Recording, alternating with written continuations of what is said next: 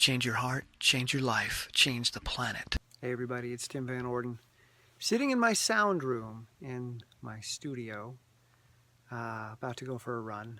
It's nighttime, about 9 o'clock. And it's been a rough day. Marketing the book is harder for me than writing the book. So I've found myself really challenged today dealing with lots of tasks that for most people would be incredibly easy, like sending an email, making a phone call, reaching out to somebody, etc. But for me, that's about as difficult as it gets. I'd much rather run 10 miles at 9 p.m. in the dark, in the cold, than to make a phone call. So as I was going through my day and feeling the stress rise over each thing on my list, I got to the point where I realized that this is something that's moving me forward, even though it hurts, even though it's uncomfortable, even though it's completely controlling me right now. This is something that's moving me forward. This is a workout. There's growth here. And I'll probably never be a social person. I'll never be an extrovert, regardless of how many talks I give or how many festivals I attend. I'm not an extrovert, and that's not going to change. I can't grow into one. But I can take these steps, and I can learn how to do them with more power, at least within the range that's possible for me as an extreme introvert. So one of the things that I say to myself when I'm doing a workout that's incredibly hard or a race that's incredibly hard and I'm at the point where my brain wants to quit, it wants me to stop, the pain is too much. And I say to myself, this is what winning feels like. And then I smile because that feeling is actually a good thing. That feeling means that I'm pushing. That feeling means I'm doing my best. And when I'm doing my best, my chances of winning are greater. So that pain, that's what winning feels like. So today, in the midst of my anxiety and overwhelm and feeling of just being totally lost in all of this, I said to myself, this is what success feels like. Right here, what you're doing right now. I don't know if this book is any good. The material speaks to me. It's my life, it's my tools, it's my thoughts and my processes. So there's massive amounts of power and value for me in this book, but I don't know if it's going to speak to anybody else. But I wrote it, and that is enormous. The fact that it got written, huge, you can't even imagine. And it got recorded, and it got edited. I'm sitting in a sound room that I built from scratch. You see my homemade bass traps?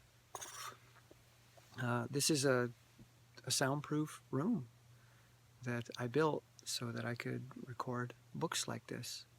I did every step of this book, from the researching to the writing to the editing, to the construction of the sound facility, to the recording, figuring out what equipment to get, how am I going to afford to get it.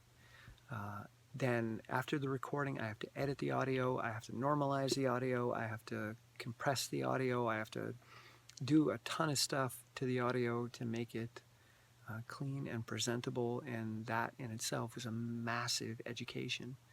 So this book has just put me to the limit, and now I'm trying to market the book. Great, you wrote the book, you recorded the book. Holy cow, is that hard? But guess what? If nobody knows about the book, or nobody knows how to relate to the book, nobody buys the book, and all that work is in vain. So the marketing, probably the hardest part for me. So in the midst of that, this is what success feels like. I can't guarantee that this book will sell a lot. I don't know, but it's the start. If this one doesn't, the next one will do better. And if that one doesn't, the next one will do better. And I'll keep getting better at this. And I'll keep putting in the time, because when that stress comes, when that feeling of I can't do this, or I'm overwhelmed by this, or I don't know how to do this, when that shows up, okay, great. That's what success feels like. Everybody starts somewhere. And no matter what the undertaking is, there was a point when the top person in that field had no experience whatsoever. They took a first step, and they didn't know what was going to happen next. And they couldn't rely on experience. Maybe they had a mentor, maybe they had some support, but still they had to take the step. And even with support and a mentor, they can't guarantee where that step is going to lead you or what's going to happen.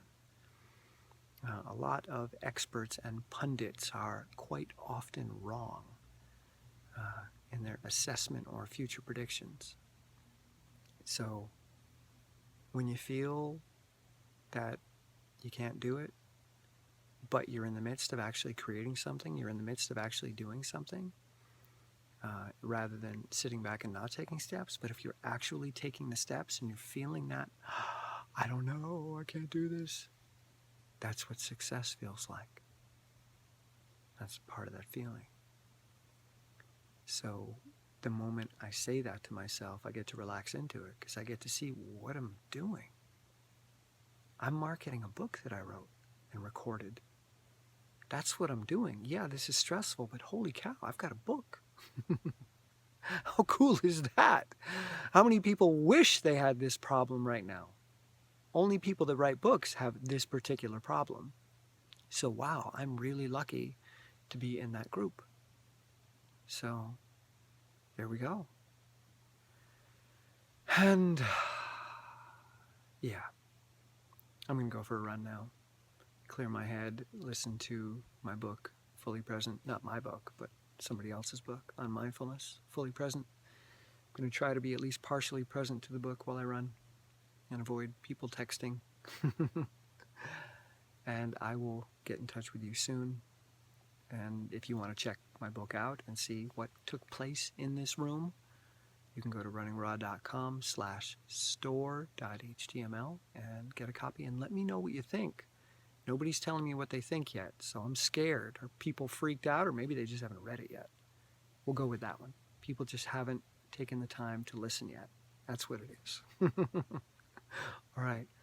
I love y'all. Bye.